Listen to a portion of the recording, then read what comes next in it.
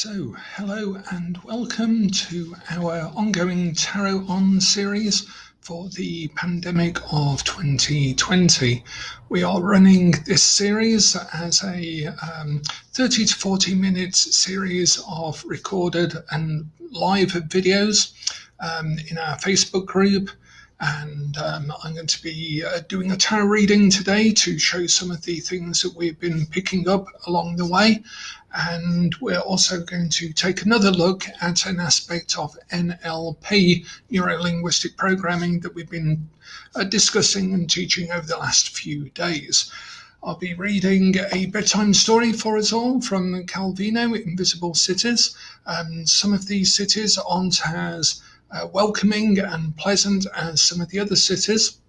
So we have concentrated on some of the more magnanimous and enigmatic cities. Today we take a slightly different track with our city. And again, I'm going to be introducing a concept from NLP that I'd like you to practice listening for as you go along.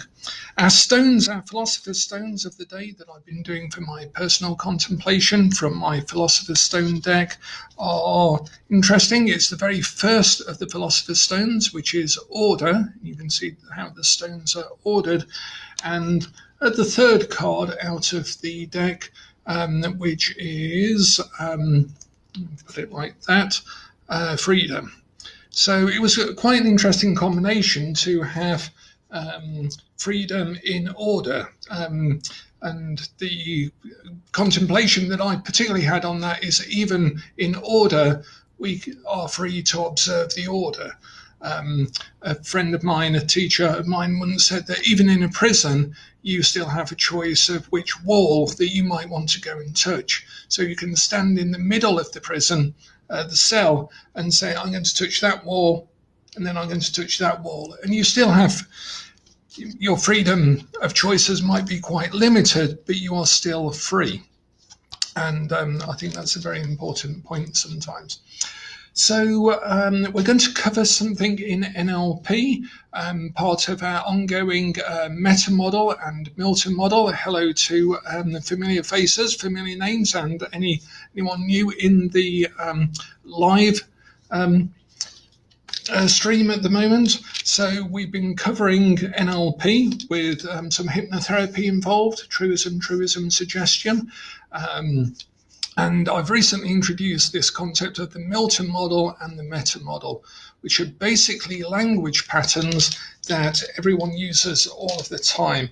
And no one can really learn them without starting to hear them all of the time. It's almost impossible not to hear them. You can't not hear them, and no one ever does from my courses, my classes, from my teaching sessions. Everybody really gets it until eventually people start to, and particularly students, they will start to hear it being used even before it's being used. They all know how to do it. And then hopefully that's a test for me that people are picking up this sensory acuity, because it's very important that people really learn that, and that they learn it all of the time, because everyone can do it, and it's very easy what you're listening for. And hopefully I can get away with certain things at the start of teaching my NLP workshops that I can't get away with towards the end of them. And that's a sort of marker point for me as to how people are learning to listen very differently, because everyone learns in their own time. And it's very important that I don't think that I can teach everything all of the time. And we are wired for it, and I think that people do realize just how they're wired for it as soon as it's explained exactly what they're listening to. Okay, so what I'm going to do is start off with this, and then we're going to take a tarot card reading and use some of the skills that we've been learning in the tarot card reading itself. So Milton model and meta model are two sides of the same coin. It's a language pattern, a whole range of language patterns that can be seen in two ways, like we saw the city yesterday from two different perspectives. So when we use a Milton model, we are using it to be persuasive, really try and communicate clearly, be congruent in our communication. And where we are looking at the meta model, we're using the same language pattern, and everyone knows how to do this by just questioning what is being said or by thinking about it. Okay, so today our new meta model or Milton model, our language pattern is called universal quantifier. Now, yesterday we learned my favorite of all time, which is the modal operator of necessity, which sounds very complicated, but in fact it's just the words should, must, might, could, will, won't, that describe the constraints that people put around themselves, but also the freedoms that you can give them by saying that you can do that, or what would happen if you did do that, or if you can't do that, what can you do? So we turn the language hearing those constraints and modal operators into something else. Now today we have universal quantifiers, and of course those who are now getting into the gist of my NLP approach will have recognized that I've been using them since the moment I opened my mouth, because universal quantifiers are when people say things like always, never, everyone, no one, and so on. So our universal quantifiers, and I would like you to go away and listen for these, add them to your repertoire of things you are listening for, are things like all, some, everybody, nobody. They is a good one. Hear that a lot. In fact, they say that it's almost impossible to not hear it once you know what you're looking for. And they've done studies on it, and apparently it's very pernicious. People say it all of the time, and they don't even realize that they're saying it. But luckily enough, we're not like them, are we? So people is another good universal quantifier. Always and never. Never is a really important one as well. All of these are very important, some more than others, because everybody uses them, and nobody doesn't not use them, because they do it all of the time, those people, don't they? Because they always do it, and we can never not hear it once we know that they're doing it. They are doing it. Okay, so these are all parts of language. They're everyday parts of language, and our trick has to be elegantly to use them properly within our language patterns. And we can do that in a tarot card reading when we tell a story. We can do it throughout the whole reading itself. So what I'm going to do is do a quick tarot card reading of 3 cards, and if someone has a specific question for me that they don't mind us discussing and sharing, only a quick question, a short one, the first one to pop it into the text box that I see. I'll do a very quick demonstration. This is only a demonstration, so if there's an oracular piece of wisdom in it, then that's great. But it's to be taken as a demonstration more than anything else. And I'll use my Waite-Smith deck, and I'll give some examples within the reading itself. Okay, so Joey's asked about work. Okay, so no need to put any other questions in, please, in the live stream. Or if you're watching this as a recording, please don't put a question in, because this is a recording. I am a recording now. Okay, so Joey asked first, and he's asked about work. Now, Joey, can I ask you a more specific question? What do you want to know about your work situation? Is there a specific thing that is keeping you up at night thinking about it? If you find yourself just idly looking out of the window and thinking about work, what is it that you're considering? Okay, so if Joey would like to just give me a little bit more information, I can go with work generally, that is fine. But for the example, I'd prefer a slightly more nuanced or detailed part of work. Okay, so Joe is saying that he's lost his job. I'm sorry to hear that. And you want your own business. Okay, so you want your own business. Okay, if I may, I'll go with that. I know there's a lot of lag in this, so I do apologise. This is not a real version of a live one-to-one reading, but I will work with the lag as best I can, and I hope you have patience in me in doing so. So, if I'm doing a reading, then I will shuffle the cards. And I will take a card off the deck. For example, in this case, I'm going to put it on the bottom of the deck so that we can see it. And I'm just going to do past, present, and future. Now, obviously, in a question like this, we are more interested in Joey's future. I hope we're all interested in Joey's future. And so the past and the present should be framed for the future. We're not that interested in the past, only in that it serves as a resource into the future. Okay, so the card for the past is the Seven of Wands. Okay, the Seven of Wands. Now, to demonstrate some of the NLP techniques, I just want to do this almost like in parallel to actually doing the reading itself. So this is, again, not quite a real reading because I'm going to have to split attention so that we do part of the reading and part of the demonstration and explanation at the same time. So in terms of the past then, what I would say in a normal everyday reading is for Joey. Now, this card is in particular, not everyone knows this, but the reason that he has, I don't know if you can see, he has a boot on this side and a shoe that is unlaced on this side.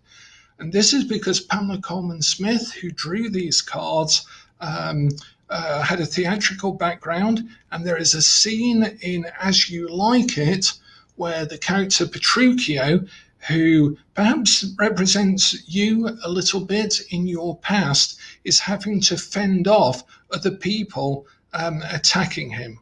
But there is something that people don't often realize. Now, again, just in parallel, you'll notice I've now said people don't often realize. I'm drawing the client, in this case Joey, into a more private one-to-one sharing, because I'm saying people don't realize. And that implies that Joey is going to realize something that I'm going to say. Okay, so I'm using a universal quantifier to say, not everyone knows this. I want to share this with you specifically. And I'm also using a few other ambiguous things, like maybe you can see yourself in this because you're having because now I've identified Joey, the client, with Petruchio, with the character, because you're in the past, you've had to fight off other people. Perhaps you've disagreed with their decisions or values. And now, because I want to frame this as a future card, even though it's in the past, I'm now going to use this, if you remember our beginner's lesson of the 3-minute tarot, as a resource. I've given it as a challenge, and I'm going to give it as a resource. Now, it's important, Joey, that for your future, for your job, that like many people who have struggled, many people who have struggled, that you can find your own footing. You can find where you stand. Because quite often Petruchio, now I'm switching to the Petruchio character, although we know that it's identified with the client, the Petruchio character had to use his own.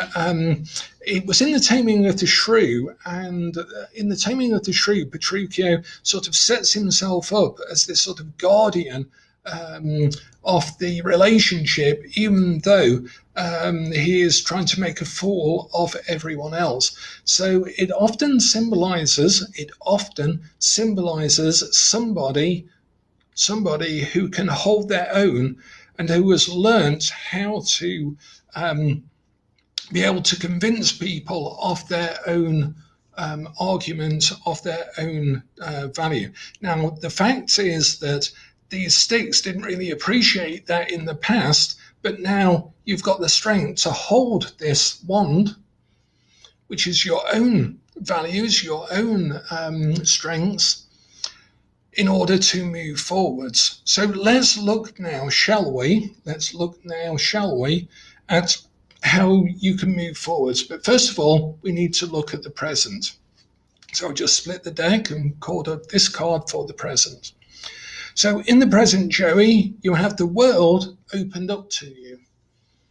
And so I'm now marking the opening up and anchoring it, because I might come back to this movement a bit later on.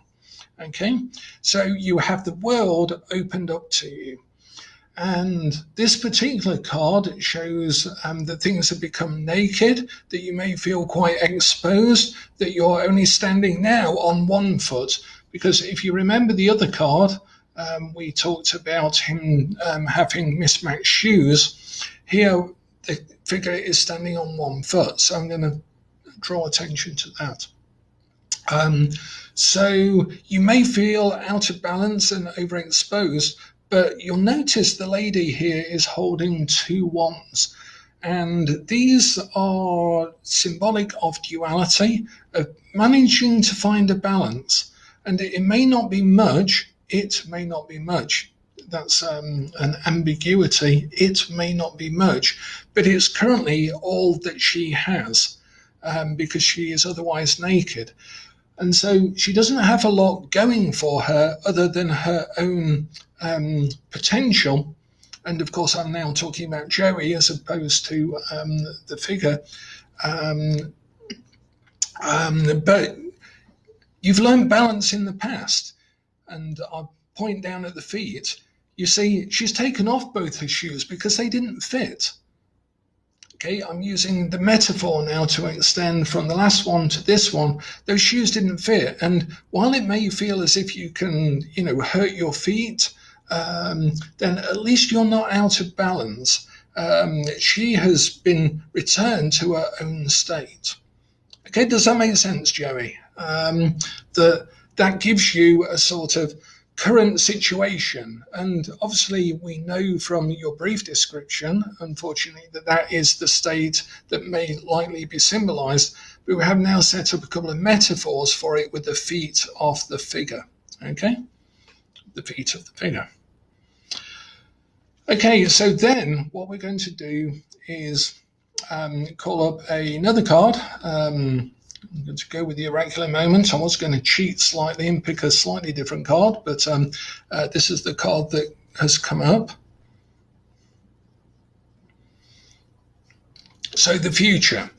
Now, although this card, this is the way I'd probably say it, although this card looks challenging, I'll point to the figure, looks challenging, you'll notice a number of things about it. He has now taken his own wand. Can you remember how these wands were, and you'll notice I'm doing this, okay? I'll say, you notice how these ones here were, and I won't say anything, I'll just make the movement of those other ones that were fighting against the character, because I want to keep that sort of semi-unconscious and allow the client to get the feeling of what that was. Okay, them sort of challenging. And you'll notice that the character is now wounded. And they're wounded by all of the things that they've been let down about in other people, because they needed to learn to stand on. And now it becomes obvious where the metaphor's going, because I'll probably just say they just need to learn to stand and then pause slightly and let the other person fill in the rest for me. Okay?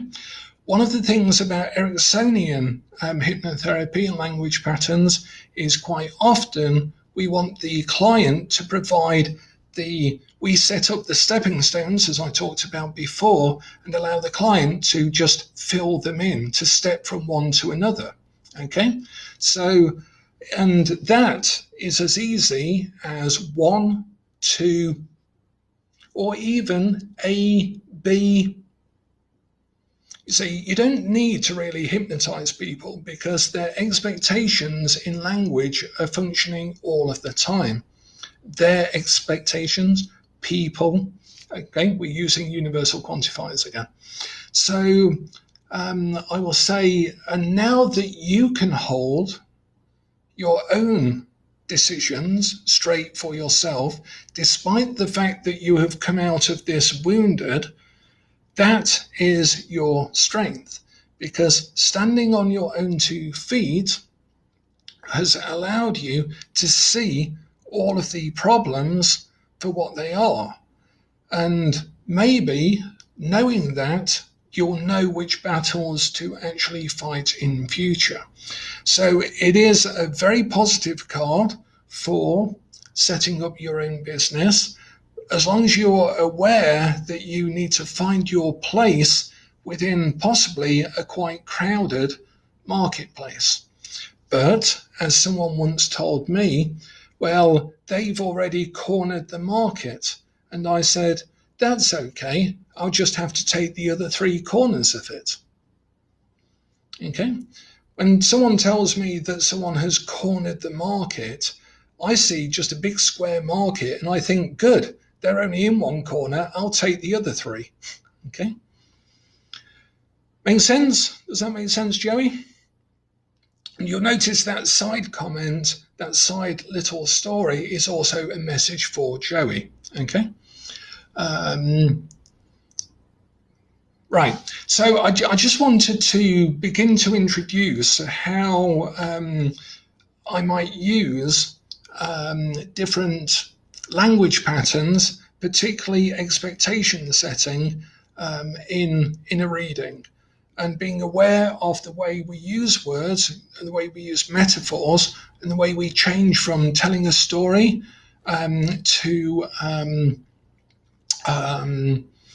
identifying with the person, the way we use words like somebody, so, linking words as well. I used a few of those. Okay. Okay, I'm qualified counsellor, live in Ireland, and this going on because of fear. Thank you. NLP is great here. Excellent. Okay then. So so it's just finding your own place within that. And as the book says, we are strong in our broken places. We can build from there. Where we've been out of balance before, you need to find out where your 2 feet stand, because that's really where you're standing right now. And that's the first place to start, from where you are just right now at the moment. Okay, so again, it's a little bit tricky to demonstrate both reading, do a live reading, particularly under these circumstances, and introduce some of the NLP ideas. But we'll carry on doing a few more over the next few days, weeks, and so on, and deepen that a lot more. We could have used numerology, Kabbalah, all sorts of things in that reading, but I just wanted to demonstrate a few of the language patterns. Okay then, so when we weave a spell though,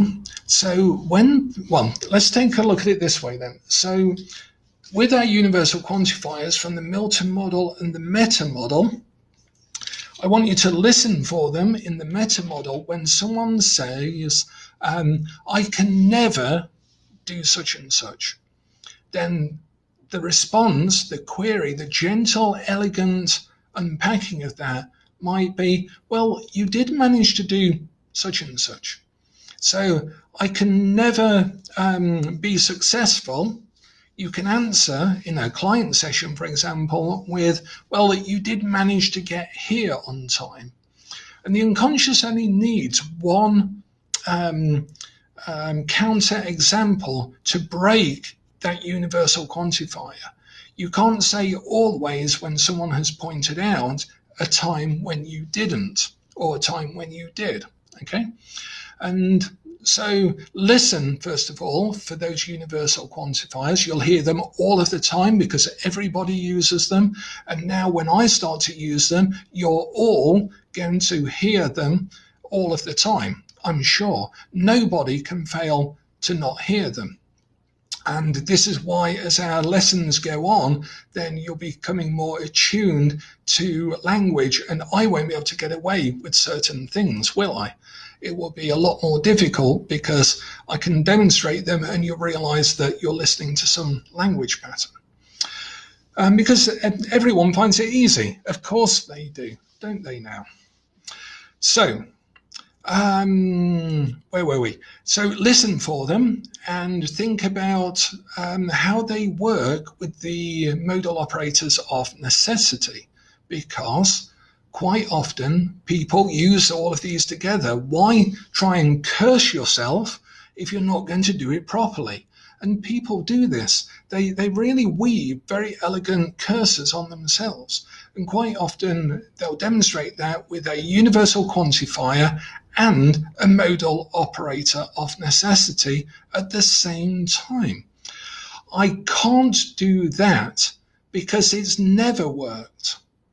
I can't do it, which is the modal operator, because it's never worked.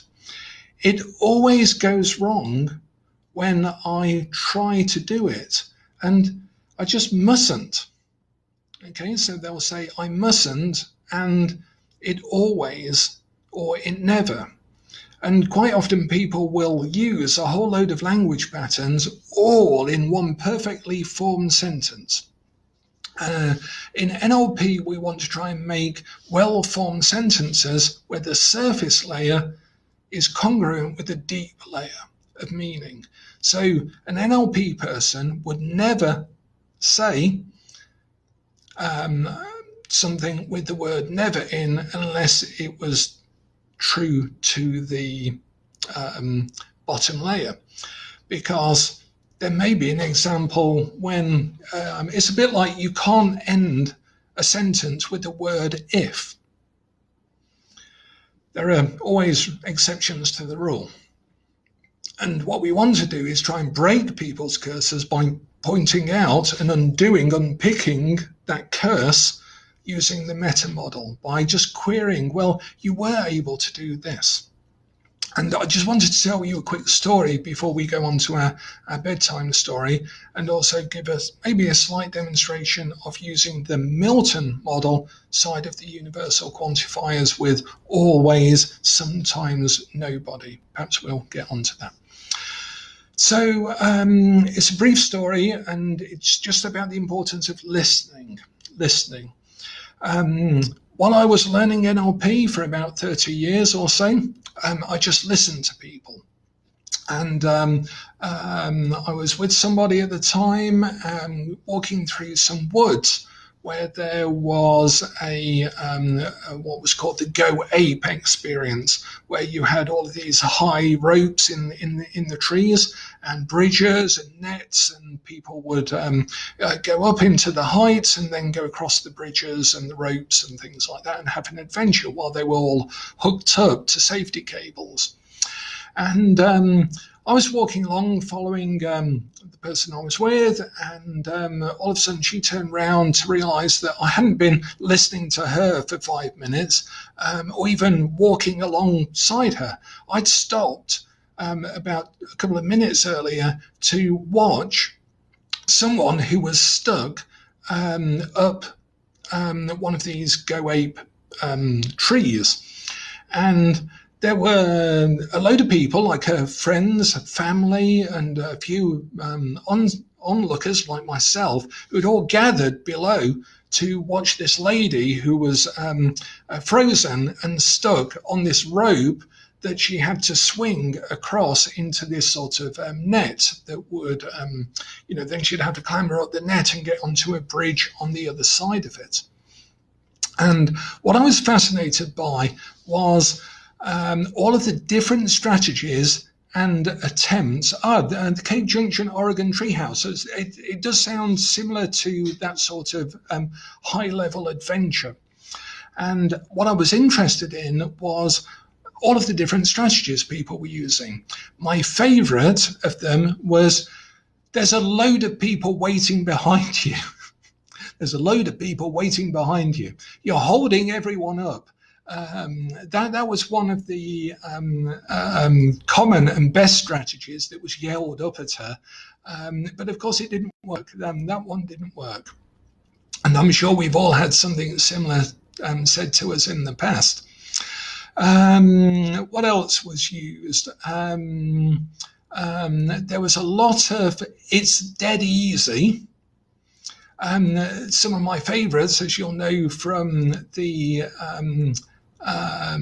beginner's introduction to NLP that we gave, were things like, it's perfectly safe, was yelled up. It's really safe.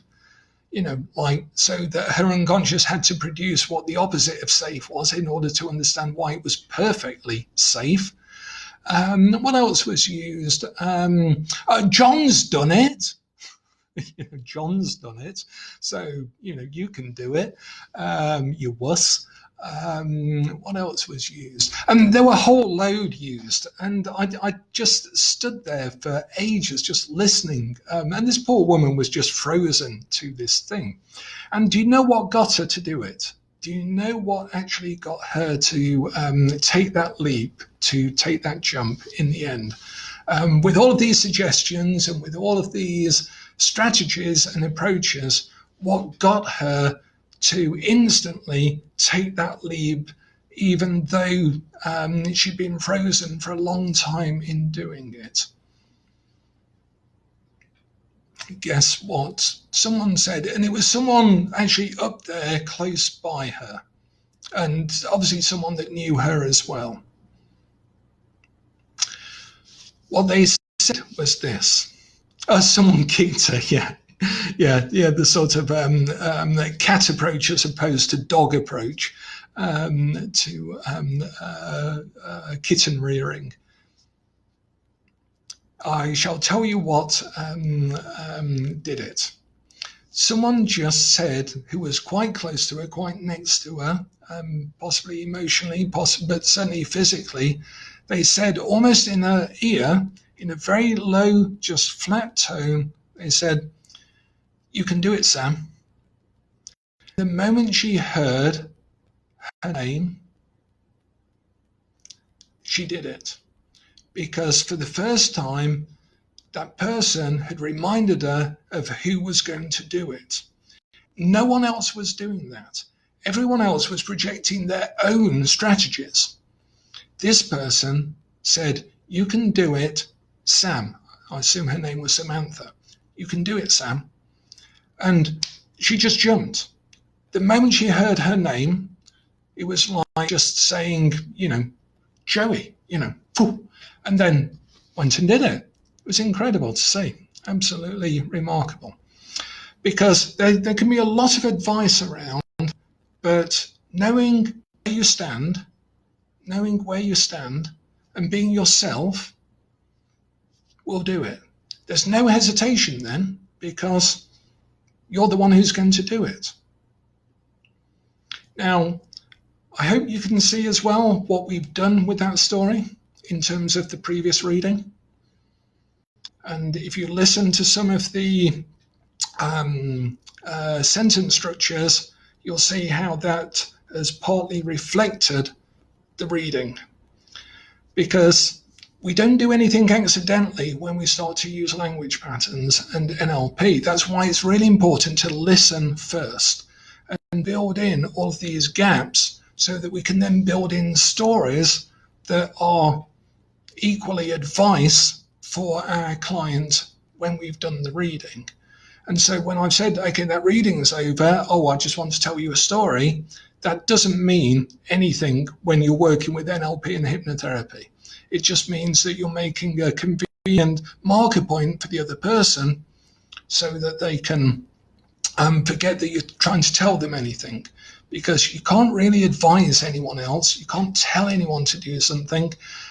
They have to be able and capable and ready of standing in their own two shoes and deciding that it's their time to jump. Excellent. Thank you, Joey. That's brilliant. And it is a true story, and I use it a lot. Because everyone does, don't they? Everyone does. And now, as you learn a bit more NLP, you'll be hearing it all of the time. You'll be hearing it all of the time, I assure you.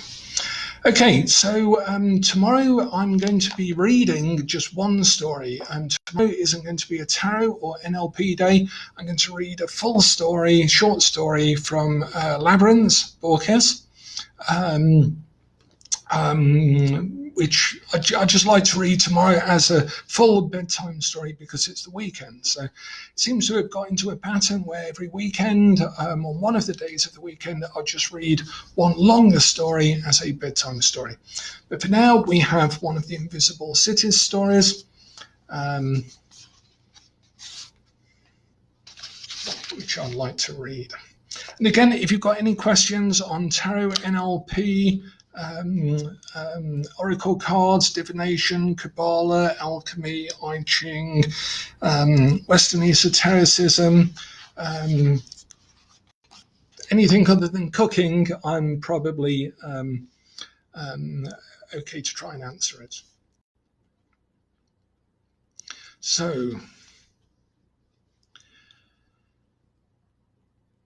in Eudoxia, which spreads both upward and down, with winding alleys, steps, dead ends, hovels, a carpet is preserved in which you can observe the city's true form. At first sight, nothing seems to resemble Eudoxia less than the design of that carpet, laid out in symmetrical motifs whose patterns are repeated along straight and circular lines, interwoven with brilliantly coloured spires in a repetition that could be followed throughout the whole roof. But if you pause and examine it carefully, you become convinced that each place in the carpet corresponds to a place in the city, and all the things contained in the city are included in the design, arranged according to their true relationship, which escapes your eye distracted by the bustle, the throngs, the shoving. All of Eudoxia's confusion, the mules braying, the lamp-black stains, the fish smell in what is evident in the incomplete perspective you grasp. But the carpet proves that there is a point from which the city shows its true proportions, the geometrical scheme implicit in its every tiniest detail. It is easy to get lost in Eudoxia, but when you concentrate and stare at the carpet, you recognize the street you were seeking in a crimson or indigo or magenta thread, which in a wide loop brings you to the purple enclosure that is your real destination. Every inhabitant of Eudoxia compares the carpet's immobile order with his own image of the city, an anguish of his own, and each confined, concealed among the arabesques, an answer, the story of his life, the twists of every fate. An oracle was questioned about the mysterious bond between two objects so dissimilar as the carpet and the city. One of the two objects, the oracle replied, has the form the gods gave the starry sky and the orbits in which the worlds revolve. The other is an approximate reflection, like every human creation. For some time, the augurs had been sure that the carpet's harmonious pattern was of divine origin. The oracle was interpreted in this sense, arousing no controversy. But you could, similarly, come to the opposite conclusion, that the true map of the universe is the city of Eudoxia, just as it is. A stain that spreads out shapelessly with crooked streets, houses that crumble one upon another amid clouds of dust, fires, and screams in the darkness. It's the city of Eudoxia in Italo, Calvino, Invisible Cities that we're reading as our ongoing bedtime story. Although tomorrow we'll be taking a break from Calvino and reading a longer short story in Borges for those interested in just the bedtime story. And then we'll be getting back to a lot more tarot and NLP as we go along. But for now, I'd like you to go away and listen to people on television and so on. People on television, always using and never forgetting to listen to universal quantifiers all of the time. Okay, and modal operators of necessity, you should remember those. I hope you can, and I won't forgive you if you don't. Okay, so just listen for how people use these. And we've got plenty of time to go on to how we're going to use them in both inducing trance-like states or making convincing language arguments and so on. Okay, so thanks for the lessons. It's much easier to follow than the NLP practitioner videos from the 80s. I have a hard drive full of every related NLP, hypnotherapy, Milton Erickson, Virginia Satir video that could possibly be collated. And yes, there are ranges of good videos. I can recommend some really good videos on Erickson along the way, but we'll come on to that. Okay, thanks a lot for your time and attention. Everybody, don't forget to use all of these language patterns by listening to them. You must, and nobody forget. Okay, thanks a lot, and bye for now.